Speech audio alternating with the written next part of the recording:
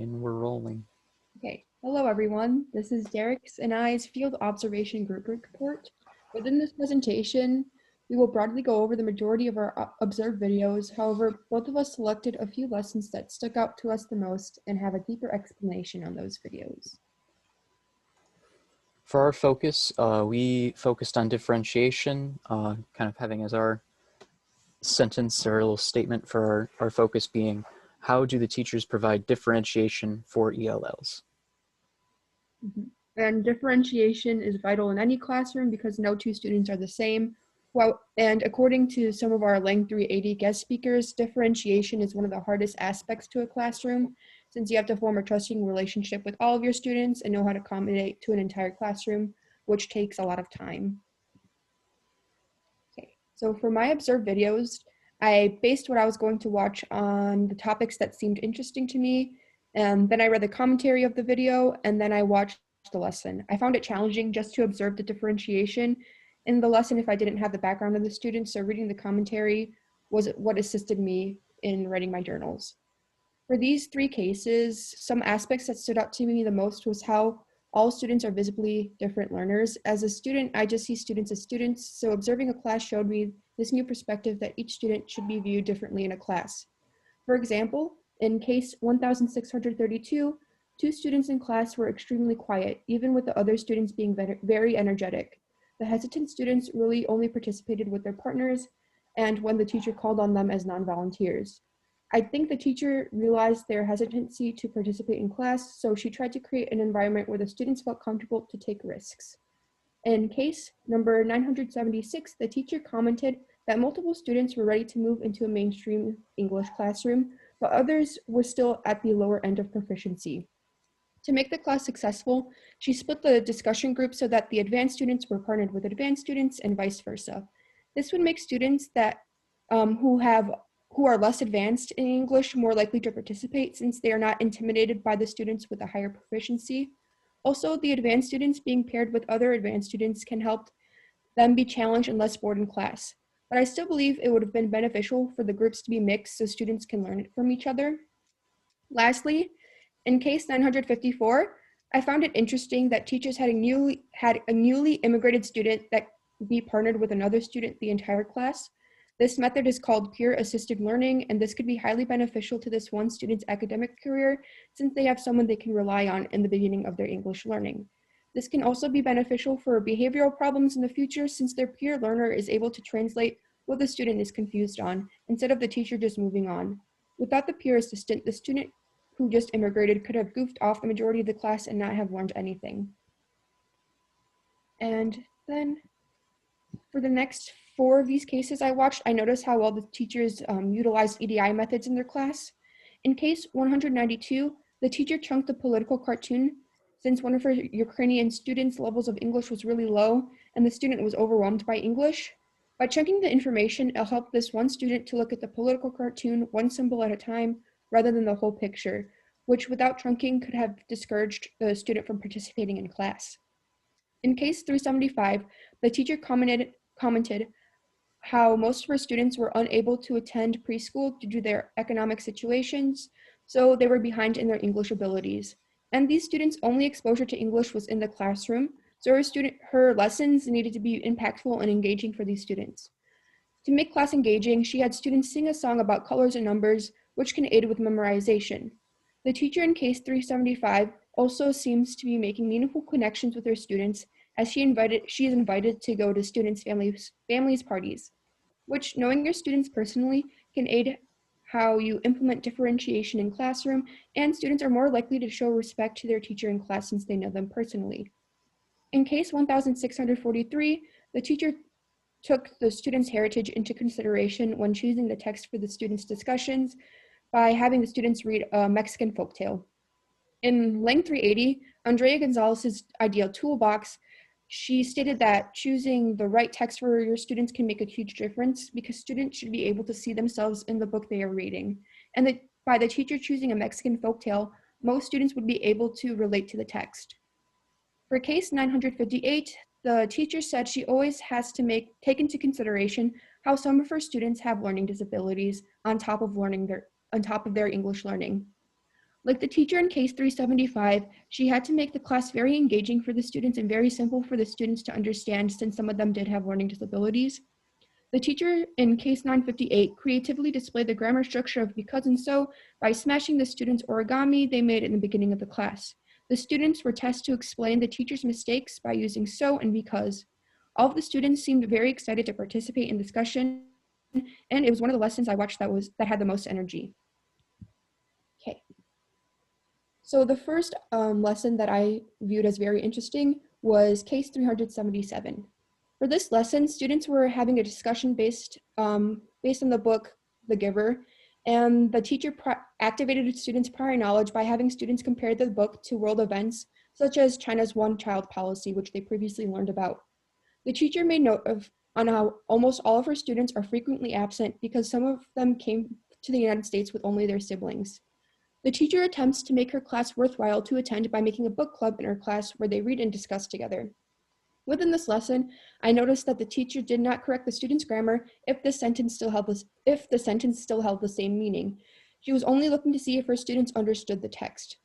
Relating this to class in Lang 380, we learned that ELLs can take advantage of their parents not understanding English.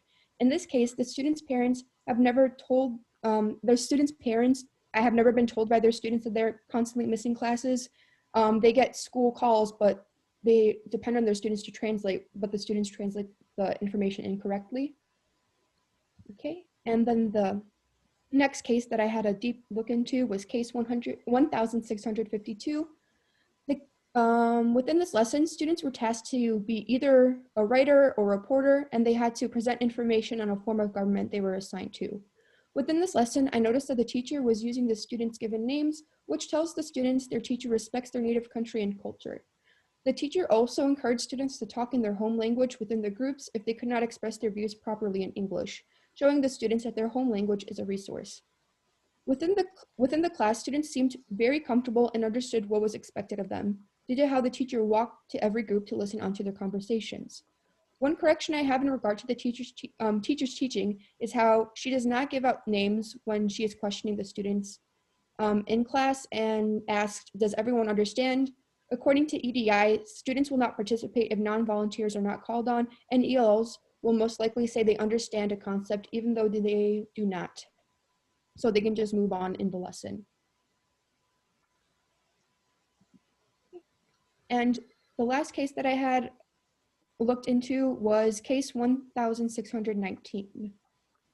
Students were learning about perimeter and area, and math is usually seen as a subject with very little English learning because it is just numbers, but the teacher made the class very interesting by having students sing a song about perimeter and area, and even created an imaginary student in the class where students are asked to help the imaginary student understand the lesson.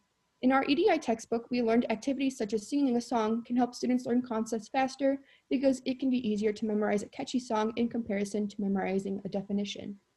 Reading the commentary, I noticed that the teacher stated that many of her students were constantly absent, but their absences were justified due to the circumstances they were in.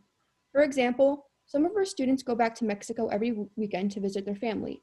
Another student also admitted they live in constant fear that they or their family will be deported back to Mexico. The fact that these students admit these things to their teacher shows how much of an impact the teacher has made on her students' life, and they have respect and trust for her.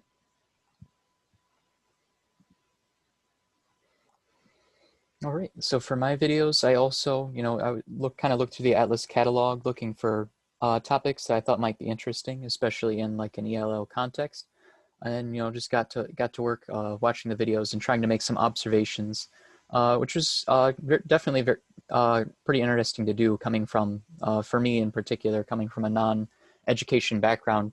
Kind of looking at teaching and education from a much more critical perspective, I think was an interesting experience for me. So I'll have first few cases I'll review briefly, and then I'll have a few more that I will go into more detail in as well. So first, I had case number 1644. In this one, I thought the teacher started off very strong, having the, she had the students were doing work in groups, and each student in the group had like a special task, and she had she made sure each student knew what their task was, and then also called on non-volunteers of those students to have them explain what the role of that like assigned role did in the group work, so that they all understood what they needed to do before they got into their work. As well, they also these students, they shared some of their own life experiences, taking and using the students' own experiences as an asset in the class. And then next, I also watched case 377, the students, discussing the giver in the group. One interesting thing, however, that I noticed in this is that one of the students actually used a little bit of Spanish in the discussion because they didn't quite know how to phrase what they were trying to say in English. And, the teacher and the students, they just kind of, accepted that and, kept going with the discussion, allowing that student to use their home language as an asset, and, not reprimanding them for, not speaking English like everyone else. I thought that was a good example of, allowing differentiation for that student if they don't have the same language skills as everyone else. Next is case 956. This one, I thought the teacher started off pretty strong. They had the students all go through the learning objective together and check for understanding, make sure they all understood what they're trying to do. After that, though, the students went off to read in pairs, and they kind of there wasn't as much EDI at that point. I think the students were just kind of in pairs reading and summarizing the text they're going, and the teacher kind of checked up on each group to make sure they're doing fine, but they definitely seemed less engaged in that moment than they were when they in the beginning, and then when they came back together as a class at the end. Here's the next slide. So next we have case 970. This one, the teacher also started off well, having the students read through the learning objective together, and then having a pair share where the partners, explained what the learning objective meant to each other, also being kind of a form of scaffolding. So if one student didn't really understand what the learning objective is, then the other student could help explain that to them. The teacher in here also used a total physical response strategy, I noticed, whenever she asked the students to think about something, to try and get the students more focused whenever they, were trying to think about something to say for their discussion. Also, in the text they were going over and discussing was a story about a family of ELLs. They had it was a story about a family. They had recently moved to the United States and were all, in their struggles and in learning English. And she, asked the students to make observations about that and connect it to their life, So like giving ELLs a story that they could relate to. And she also took that as an opportunity to explain why language learning is so important to their lives. After that, there's case number 42. This one seemed a bit weaker than some of the other lessons.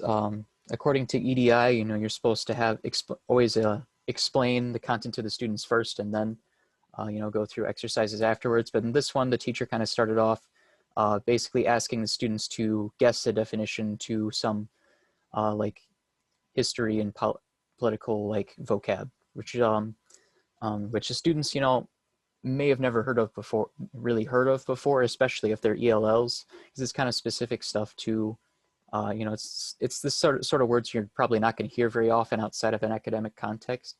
And so a lot of the students in this activity just seemed kind of lost, just basically guessing what the words meant. The teacher's trying to guide them to think critically and try and figure out what the definition was. They didn't seem to respond super well to that. Eventually, though, they did. They did look in their textbook for the definition of the word, though. But this seemed kind of backwards from how we were taught to teach for EDI, and I don't think the students responded very well to that teaching method.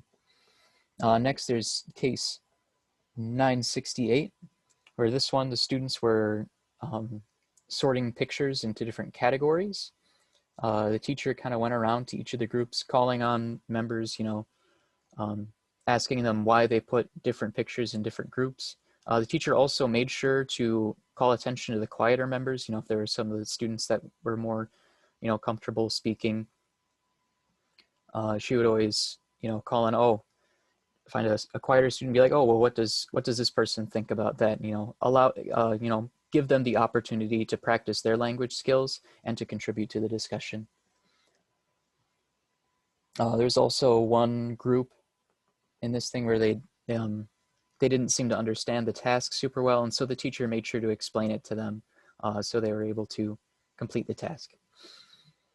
And then last, for my short summaries, we have case 1625. This one also didn't seem to have as much differentiation in EDI as some of the others. I thought this one was about students that are trying to explain the story of Moses using transition words, just moving from one topic of one part of the story to the next using transition words.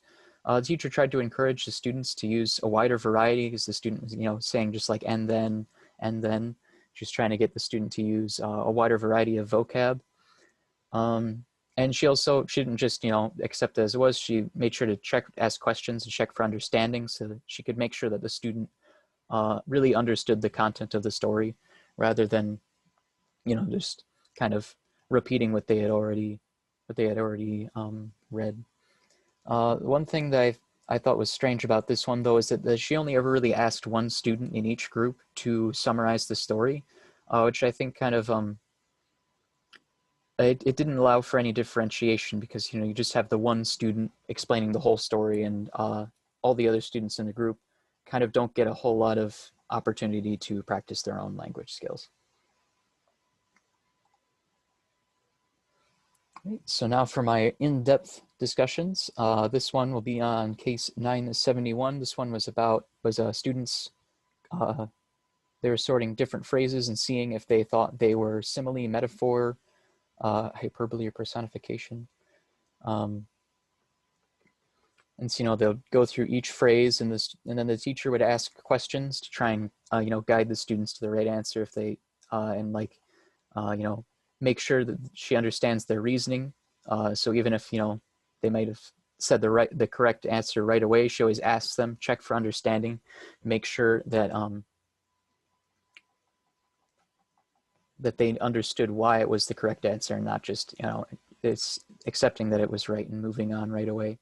Also, one of the students in this group was much more quiet than the other ones, but the teacher always made sure to give special attention to this student, asking her to speak up in the discussion if she had been quiet for a while. And then, whenever she does speak up, if there was a time when the other students, didn't hear her because she's kind of soft-spoken, she'd always call attention to us and be like, "Oh, well, let's hear what this student had to say."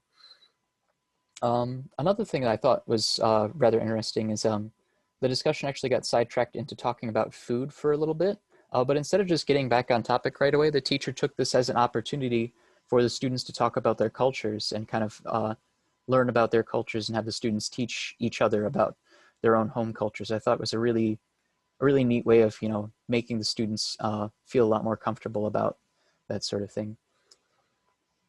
So the big takeaways of big evidence of differentiation here is drawing attention to that quieter student, as well as being willing to listen and learn about your students' cultures.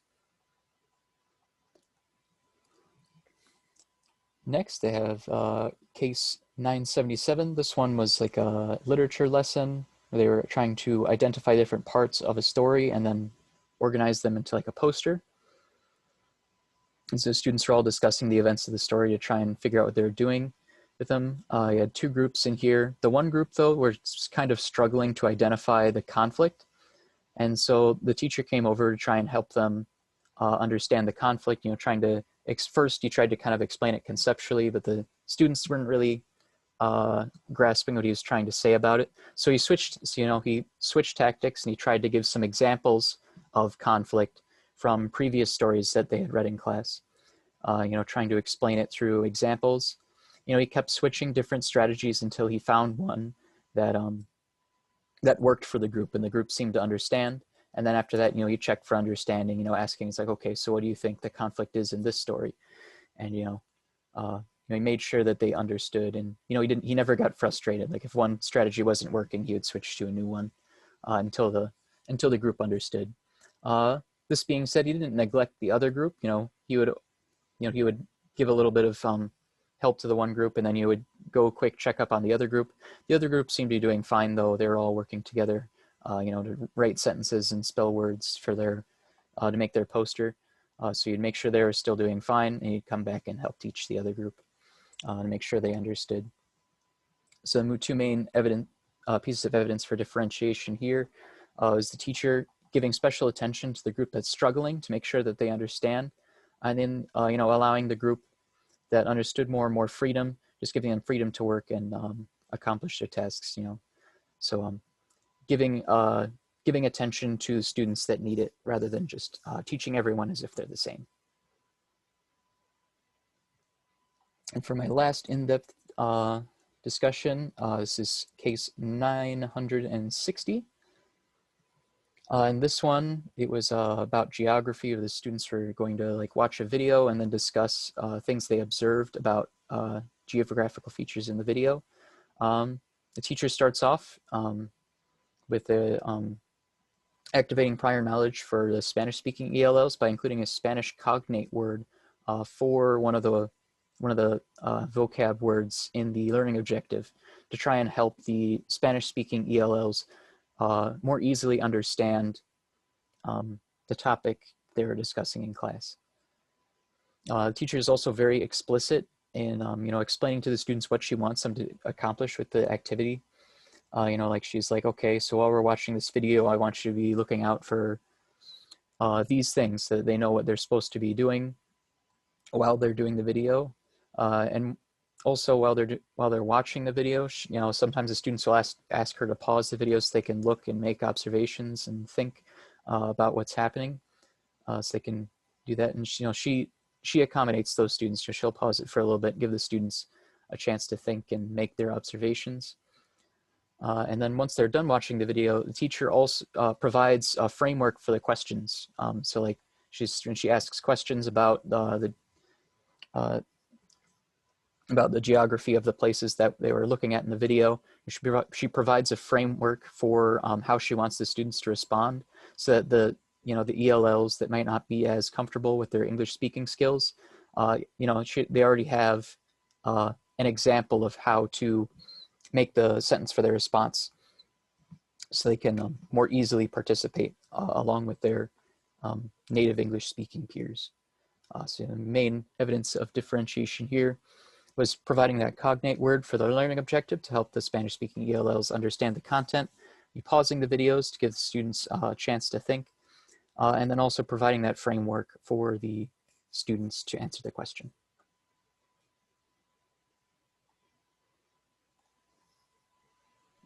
Okay, so going on to what surprised us throughout these entire videos, what surprised me through everything was how comfortable students can be with teachers, even with a language barrier, and how that helps build a comfortable learning environment for a student.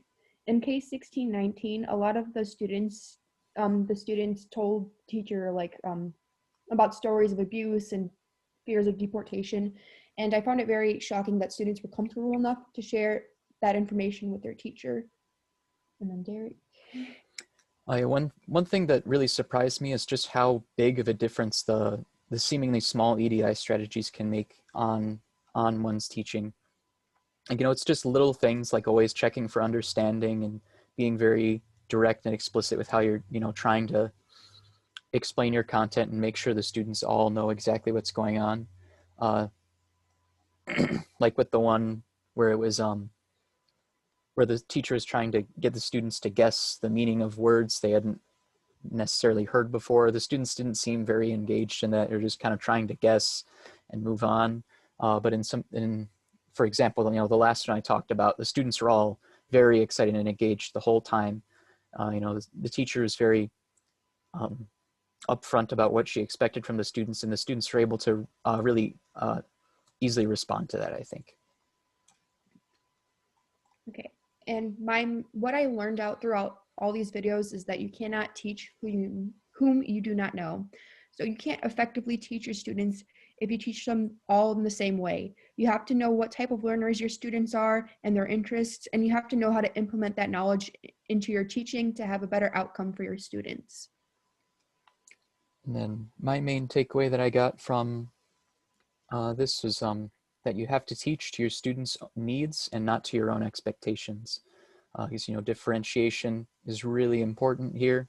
Like you have sometimes you'll have students that maybe they're quieter and they're not going to speak up in class unless you try and bring attention to them, or maybe they don't quite understand and they just need that little bit of extra help to get on the same level as everyone else. And if you're not willing to accommodate for that, then your students aren't going to be able to succeed. Okay, so that was the ending of our presentation. Thank you for listening. Yeah, thank you.